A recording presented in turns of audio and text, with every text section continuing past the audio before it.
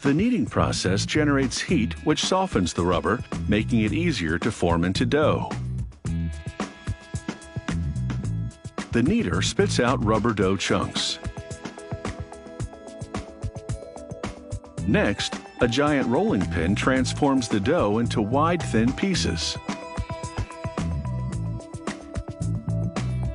He slices the strips and bundles them. In this form, it will be easier to control the weight of the rubber in relation to chemicals that are added next. They roll the rubber with a precise amount of sulfur and other chemicals that strengthen the rubber and make it more elastic. They then roll the rubber very thin. A worker twists and cuts it into small bundles that fit into the opening of an extruding machine. It forces the still warm and malleable rubber through dies to shape it into long, hollow tubes. The extruder injects air and talcum powder into the tubes to keep the walls from collapsing and sticking together while warm.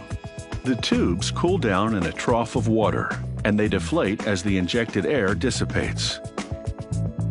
Next, these aluminum poles will serve as molds for the tubes during curing, giving them the correct shape and diameter. The worker slides the tubes onto the molds. The talcum powder injected into the tubes during their extrusion will also act as a release agent, keeping them from sticking to the molds during curing. They load the tubes into a steam oven, and the intense heat vulcanizes the rubber to boost its tensile strength and elasticity.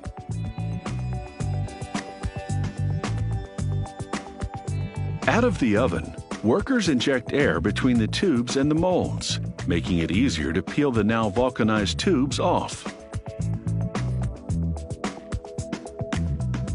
They rinse the rubber tubes to remove talcum powder residue.